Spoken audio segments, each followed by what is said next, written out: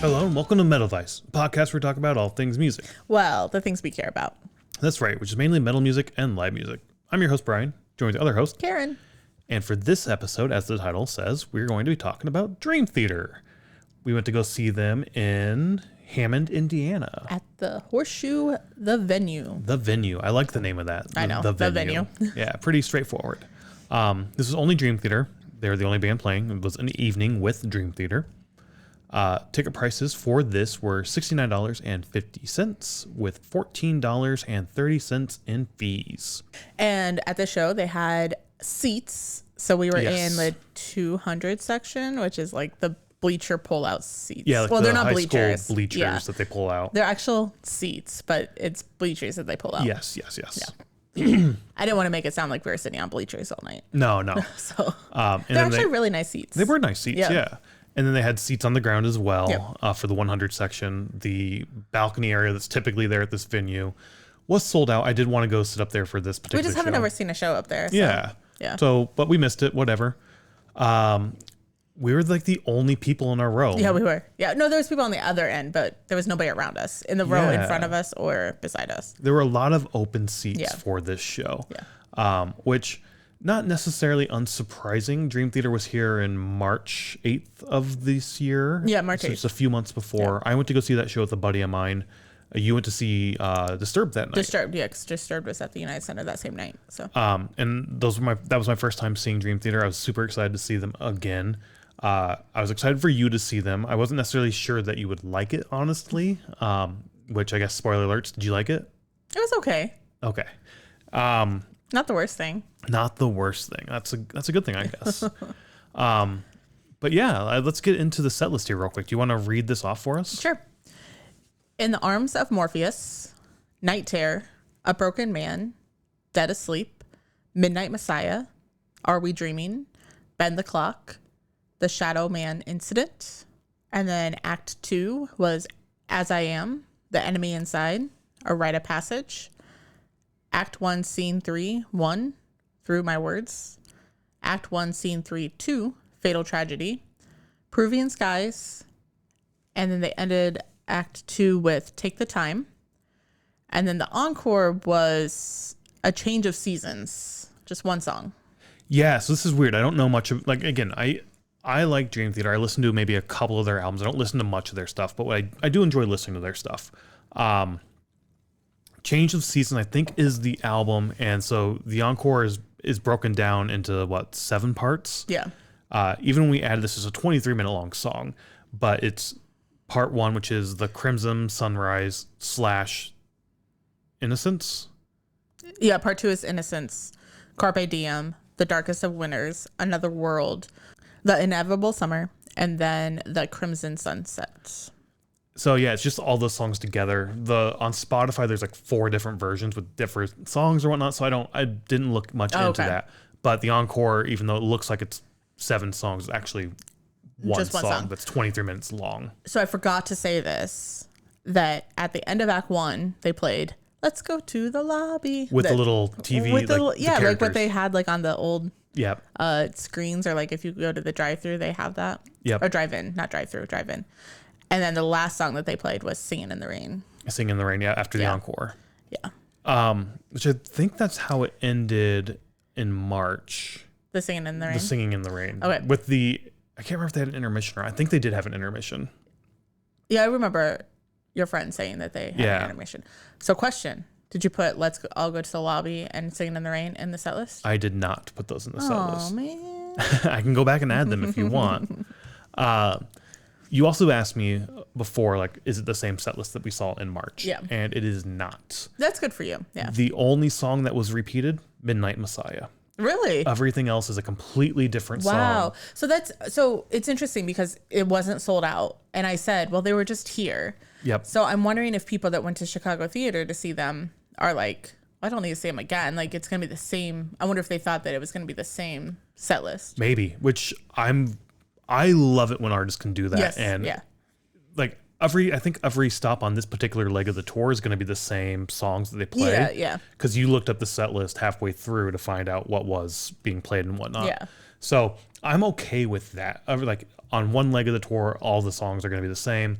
But then the next time you come around, it's really cool if you can completely fuck up your set list by throwing in a completely new set list, right? I instantly thought of like Metallica in the M72 tour. We saw 6 shows on that over 2 years. Yeah. And 6 nights, yeah. Yeah, 6 nights, 6 shows, 6 nights. And honestly, we didn't get that many new tracks after the first 2 shows we saw. Yeah. Maybe 7 to 8 different songs across those other 4 shows. Maybe. They probably repeated. Right. I can't remember. But their Metallica's catalog is so deep, they could have easily every town, every single song they've done. Every city could have been a different song. Exactly. Which, whatever. It is what it is. Artists can do what they want and whatnot. But I do love artists who can, have a deep catalog and decide to play shit from that deep catalog and mix it up that vastly. The fact that all these songs were different except for Midnight Messiah is like fucking awesome, I think. Yeah, and I don't know anything about Dream Theater. So going into it, so after the Disturbed and Dream Theater show on March 8th, I met up with you and your friend at a bar, and he had mentioned like, oh my gosh, there's 4 bass drums, and like the kit is huge, and just like going all into it and like all this stuff. So in my mind, I had like a Meshuggah, like heavy, like there's gonna be lots of drum parts and like lots of like, I don't know. I just had this idea of it. That's not what it is. Yeah. Because I didn't know anything about Dream Theater. I don't listen to him. Mike's drum kit there's 4 bass drums. But I think that's for him to turn and play to the entire crowd. That's what you said a couple of nights ago to me. Yeah. So that makes sense to me, and that's what I thought of as well, because he's not playing all those bass drums at the same time for sure. Yeah. But it is a massive fucking kit. Yeah. I mean, obviously for people who know Dream Theater, it's lots of instrumentals, lots of melody parts, lots of guitar parts, all that stuff. However, the beat is almost the same on every single song. I mean, I don't think so. It's like da da da da da da da da da da da da, just in a little bit different way. And I'm like, by the like 5th song, I'm like, yep, there it is. It's right there. And I'm like, this is annoying. I don't get that vibe. But I can kind of see where you're coming from. To me, Dream Theater to me is the metal form of Pink Floyd. They remind me a lot of Pink Floyd, just a little heavier. I definitely see where you're coming from with like you wanted more Meshuggah. I can see where maybe Meshuggah pulled from Dream Theater a little bit. Same with like Mastodon. There's parts where it's like, I can see how Mastodon might have borrowed from this or taken some inspiration from Dream Theater for sure. But yeah, I don't know. So from my perspective, I'll go into that first with Act 1. I don't know their albums or anything, but to me it was a very concept-y. I know that's not a word, but like a concept of Act 1, where it's kind of, I mean, we are in the fall, spooky season, but it's kind of like more horror themed. There was lots of ghostly figures. There was like castles. There was, I think it's probably the Shadow Man incident where it's like they even had a blow up, like. Yeah, like a Dementor type character. Dementor guy. Yeah, not Dementor. Maybe you would say Dementor. I was thinking, and I didn't Reaper. know. No. Okay. No, like, because he just had a cloak on. Yeah. Or not a cloak, like a jacket on, just a really long jacket, and then like a bowler hat. Oh, okay. So I guess I kind of remember that. Yeah. So in my mind, like, I didn't know the name was the Shadow Man, but in my mind, I was like, oh, it's kind of like the Slender Man. I don't know if you know anything about that. Or, like just something like in movies where it's like in the back corner, like you might see a shadow of somebody coming up or something. So anyways, the full first act in my mind was that concept of the kind of spooky, like horror, not horror movie and like jump out things, but like the kind of scenes that you see in like a horror movie where it's like one of them was like a jewelry box where you just see the little Cinderella person like kind of going around, but you don't really see anything. And I feel like that comes from horror movies where it's kind of like, something spooky is going to happen, but you just see this one scene. So even though I got tired of the music by like song 4 or 5, that kept me interested by watching that on the background. So we've talked about this in the past where when a band comes out with a new album, they play a lot of that new album on the tour because that's how they're promoting the album, right? So they're going to play, you know, like that's where you're going to see the majority of the songs. Next time that tour, the band tours again on the next album, you're maybe get like 1 or 2 of those songs. You're not going to get as many. So if you want to see those songs live for the first time or ever, sometimes you have to do it when they're promoting that album. It's funny that you say that it's sort of a concept-y feel to this first act because, well, the first act is the entire album of their newest album. Okay. Which, as it says here, it's Parasomnia. That's their newest album. Okay. And yeah, it was the entire thing. Yeah. But it's kind of cool that you picked up on it. Like, oh, this whole thing has a concept that all flows together. The visuals all tie in together. But yeah, no, that was the first album. So they came out the new album, and sure enough, they tour on it. They're playing the entire thing straight through, which was honestly kind of cool. I know I hate when we've seen album in full shows, and I typically don't like them. I don't know their albums that well, but also knowing that, you know, you have this plus a second act is really cool. Disturbed did something very similar with their Sickness anniversary tour, where we're going to play the first album in full in order, and then we'll go and do a greatest hits.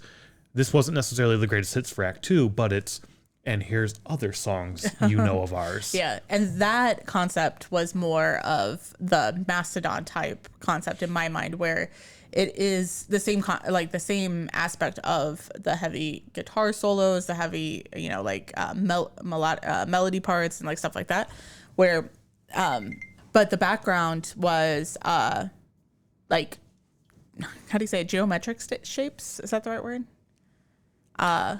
So there was one part for the background of the video, and I don't know if this is what you're talking about when sort of like the geometric shapes or whatnot, but Mastodon does the same thing. I need to know what the art style is. I don't know, but it's basically you have one image that gets like zoomed into like an eyeball, and then as you zoom into the eyeball, it shows you that same image in the back, and it's just sort of constantly going through that same image over and over. Where same with there was a part where there was sort of like this geometric image that like folded in on itself to show the same image again. I don't know if that's what you're talking about. Yeah, no, that's exactly what I'm talking about. Yeah. So during that part, I was thinking, oh, this would have been fun with some candies or something. Some edibles. Yeah. Something. But then I was like, wait, I had to drive home, so that wouldn't have worked out. And it's at a casino, so that could be really bad at button pushing. Just button pushing. Also, I mean, it's Indiana, not necessarily legal there. Oh, yeah, it's not legal in Indiana. But I think we saw a show there. I think it was the Mastodon show where somebody, like after Mastodon, they were like, I'm tripping balls on shrooms right now. That was a fucking awesome set. Yeah. And I was like, oh, shit, all right. Yeah, I forgot about that. But anyways, that all went together as well. However, by the second act, I was kind of done hearing the same songs over and over and over. I know they're not the same songs. Yeah. But in my mind, they were very, very similar, and it was hard for me to tell them apart. The highlight for me in the second act was the, what is this? Peruvian Skies, where there's a part where they pulled in Wish You Were Here from Pink Floyd. And I was like, holy shit, Pink Floyd, this is one of my favorite Pink Floyd songs that they're pulling in. That's awesome. And they go and they jam a little bit more, and then they go into Wherever I May Roam by Metallica. And I was like, holy shit, that was fucking awesome. I do have to say, after the Wherever I May Roam, got the loudest crowd applause. It did, yeah. So. I can see where you're coming from in terms of it all sounds very similar to you. It's not something you necessarily listen to all that often. To me, death metal's that way. Yeah, I know. Everything is very similar sounding to me, where you can pick up nuances. Yeah. Or differences. So, I mean, to me, I can do that here. Not so much. Yeah, I think during the second act, you were like, do you want to go push buttons? So I was like, no, I'll stay with you. Because I thought the exact same thing. I was like, you don't leave deathcore shows when I'm having a blast. So I'm not going to leave. Yeah, but I also enjoyed deathcore shows more than I think you enjoyed this particular show. Possibly. The other thing about the show, where our seats were, the air conditioner was right above. And it was not cold that night, or it was not hot that day. So I was freezing. Yeah. I felt like my grandma, honestly, where it was like, you even went and bought the baseball tee. The baseball tee, yeah. And I I put it on for a second, but the sleeves only went halfway, and I'm like, no, I'm still freezing. So I took it off and like wrapped it around my arms, and I was just like freezing. But that could have played into my act 2 as well, where I was just like, I'm done being cold. Yeah, and that first act, we didn't talk about this. The stage setup is very simple. Stage setup, you have Mike Portnoy in the center on the drum kit, which is raised up a little bit. 2 smaller platforms either side of him, where you have just a platform for somebody to come and stand on and play with Mike. And then the other side is your keyboard. It's up there with the keyboard, which... Oh, yeah, the keyboard. Keyboard was kind of cool because it does like turn. Yeah. It's got it like on a pedal that you can turn it at different angles. Yeah. So I was thinking about it, I was like, okay, I was seeing like drummers do that, like Motley Crue and... Joey used to do it, and then Parkway Drive does it. There's probably other ones, but those are the ones that came to my mind on this night that we saw the show. And then I was like, oh, but you have the keyboardist who's going like this, and then like this, and then turning backwards, and then he would like turn it all the way around, and there would be a LED screen in the front, and you could see what keys he's pressing. Sometimes he did that. Otherwise, it was just some imagery that he had up there. It was interesting. It added to the show. Yeah, and then on the ground you have your guitar bassist and your singer out there, but for that first act they had like the little bed. Oh, they had a bed. Yeah, I thought the singer was going to pop up through the middle of the bed, or some creature was going to crawl out of it. I thought that'd be really cool. Did you think the bed was out of place because they didn't use it? Yes. Yeah. If something crawled out of it in the middle of a song, it would have been really cool and added to some stage effects, but it just felt weird and out of place to have a bed in the middle of the stage. Yeah. They also had all the laser boxes all over the place. At first I thought those were like lanterns when we first showed up, which I thought those would be really cool if those are like get flames going in those as they had play. Lanterns. But they didn't during the ends. They must, or during the second set. Do they turn? Like, do they change? Or they must have taken them down. Oh, okay. Because I remember the lanterns. I forgot about that, but I liked that aspect of the first act. But the second act didn't have the tops on it, and it was just the boxes where the lasers got shot out of. So okay. All right, cool. So I'm glad you saw the lanterns, because part of me was like, during the second set, I was like, do they have lanterns? Did you see that? Yeah. I remember saying that. Yeah. But again, even those weren't really used that well. They didn't have like lights in them or anything. Yeah, they did. Did they? Yeah. I didn't see any lights in them. I remember lights. Okay. I mean, they weren't like shining out lights, but it was just like a lantern light. And I guess that's the thing too. Like, we can't go back and look at photos because they didn't announce it. Okay, so I had to be honest. We were kind of pushing buttons a little bit too late, and we got up there at like 7:57, and it starts at 8 o'clock. They'd start prompt at 8 o'clock. Yeah. So, but when we were up there and going in and everything, I never saw a sign that said no photos or video. I never heard an announcement, nothing like that. But as soon as it starts, the little guy is running all over the place telling people to stop record. Well, selectively telling people to stop recording. It did feel very selective. Yeah. I don't know if he didn't see, like he was over here doing something, didn't see this person over here. He walked right by that kid that had his phone like this the whole time, though. Yeah, I don't know what was going on. Yeah. So it seemed like everybody down front could just have their phones out no matter what. But in our little section, it was like a huge thing. And I do have to say that I put on my phone, like they should have said like no video or whatever. Maybe they did like 45 or 15 minutes before the show or half an hour before the show. Maybe. And people just didn't hear it or whatever. But that would have been so much better than this little guy like running around all the like that just distracted me. It distracted me a lot too, honestly, it did. But we've been to shows where they do make that announcement and nobody listens to it and they don't still do it, anything. yeah. And that's what I'm saying. Maybe they did make an announcement. We didn't hear it. But this is the first time somebody's actually done something about it. Because we went into it was in Milwaukee at Billy Idol, and they made an announcement of like absolutely no phones. You will be ejected if we see your phone, and nobody followed that. And this was this guy just coming down, like tapping on the shoulder, like, "Hey, no more photos. You can't do that."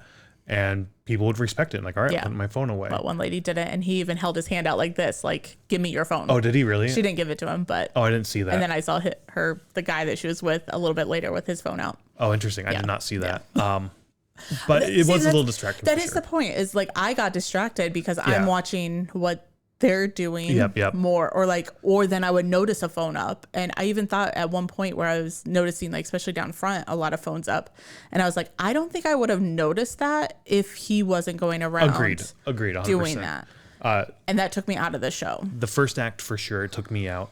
Toward the middle of act 2 and onwards, I do feel like it got better. There wasn't as much of that running around. Like he wasn't running around, it was. I think he went on break. He may have, yes. See, and that could have been the thing, is like he had such a big problem with it, and then everybody else that was working was just like, whatever, let people do what they want to do. In that second act, I didn't notice, well, throughout the entire thing, I didn't notice that many phones, honestly, even when at the beginning when they were up and whatnot. After the first, song or so, like typical, people usually put them away, especially at metal shows. There's a few people who, always have them up and going. But for the most part, I did feel like they were away. Also, the chatter in the crowd. I mean, there was absolutely nobody by us. No, but yeah, I think that helps. This is also the type of crowd that's showing up to listen to the music. Yeah.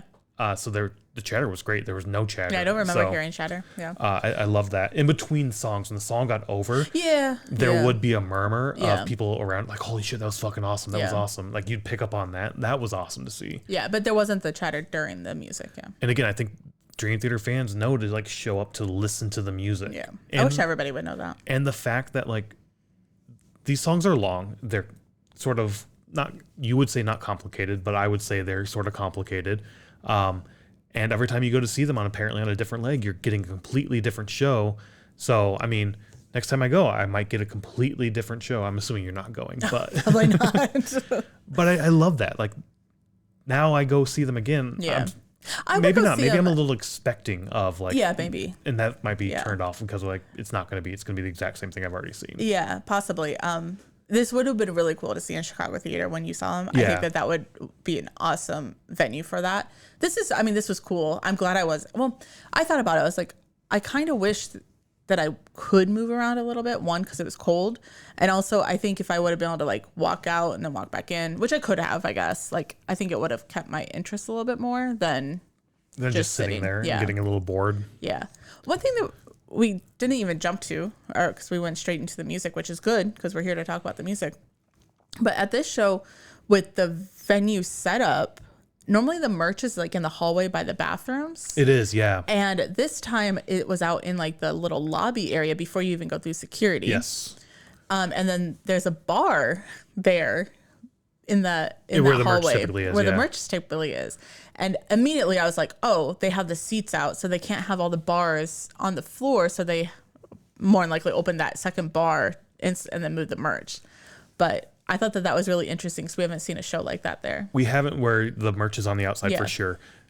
There was one bar inside in the floor. It was all the way on stage right. Oh, okay. If you went through those double doors, which when I went out to get merch and to find a candy bar because I was hungry and wanted sweets, they don't sell sweets there at the concessions. They only had like chips and alcohol. And it's like, I want a fucking candy bar. Give me some candy. They have them for $5 in the venue or in the casino. Yeah, I didn't know that though going down. Yeah. But yeah, you go through there and there was alcohol on the grounds there. The alcohol up there really sucks. I'm a IPA drinker. They don't have that. They have like Coors Light and shit like that. So I didn't get any alcohol other than like one mixed drink, Coke and Jack or something, because Coke was a little sweet. Oh. I asked the lady when I went up there, I was like, do you have any candy? And she's like, no, we had no candy. It's like, oh, can I get a Jack and Coke? And she's like, I guess that's sweet. I was like, yeah. The other thing that you pointed out when we went through, speaking of sort of the setup of this, is when you go through into that main sort of outer lobby behind that sort of horseshoe thing. Horseshoe? It is the horseshoe Yeah. casino. But once you, like, before getting into that, you scan your ticket, but you have to go through security again to show your, like, what you have in your wallet, or not wallet, what you have in your pockets, which is weird because you called this out. It's like, you have to go through security to get into the casino. Yeah. Why do I have to go through security again? Yeah, it's very like security most of the time. It is, yeah. They do have wands, which we've seen people being wanded before. Yeah. But like when we went to see Lamb of God last month, like we just walked right in. They didn't ask us any questions. This time I had to like empty my pockets. Yeah, but yeah, we have just walked straight in. Yeah, I guess it's kind of like TSA. And maybe that's why they do it, is to like kind of change it up. So if people go to the venue a lot, they're not like, oh, you can sneak stuff in, because they never do anything. Yeah. But we're just going to walk through like we did for Lamb of God. And he's like, sir. Yeah. So had to call you back sort of thing. But it's kind of, and the why I say it's like the TSA is because I feel like every time you go to the TSA, it's something slightly different. Depending on what airport you go to, leave your computer in the bag. Yeah. Don't, regardless of only TSA have one computer. Yeah. Can't have two. I don't know. Weird, really weird.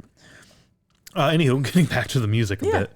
Well, we talked about the music, so I thought we'd talk about the venue no, that's fair. Bit. Normally we do it opposite. So that's true.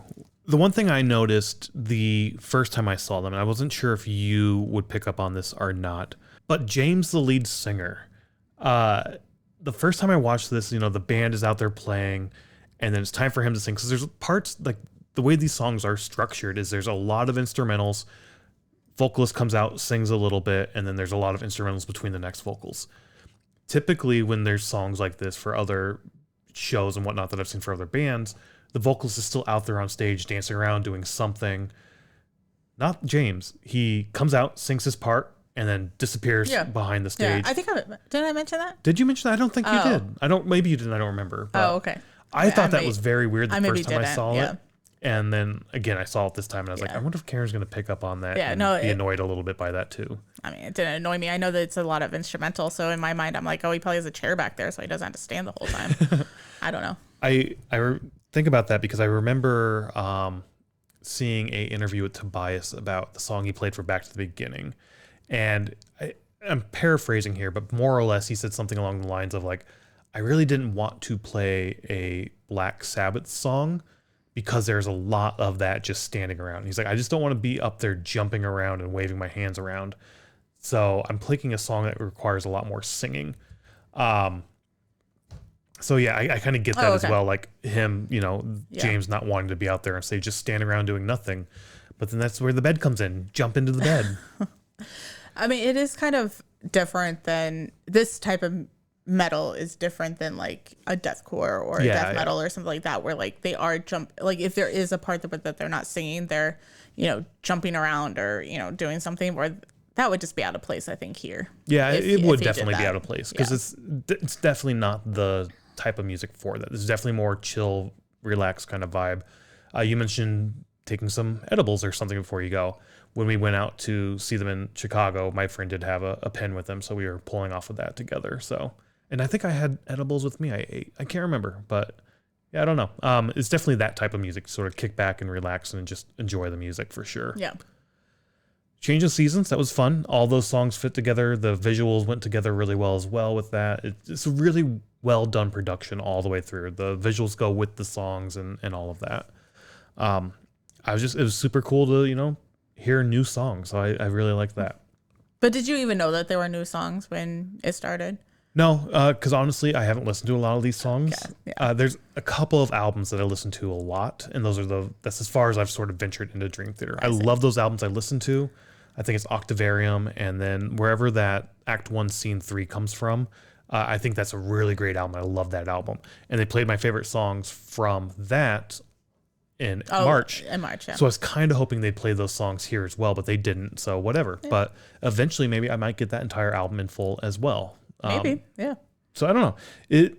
It was a fun show. I'm glad we were really hemming and hawing about going to this or not. Oh, were we? I think we were. I thought it was always like, we're going to Dream Theater. Like, we just didn't buy tickets until a few weeks before. Okay, I was like, I want to go, but Karen's not going to enjoy it. No, I remember saying, like, I'll go with you. I remember you saying that, but to me, that's like, oh, if you got to go, if we're going to go, we're going to go type thing. I didn't take that as... You need to stop thinking that I'm such a Debbie Downer anymore. I do. I really do. In any case, though, it was one of the shows, like, if we make it, awesome. If we don't, we don't. So it was in my mind of, like, we might not make this.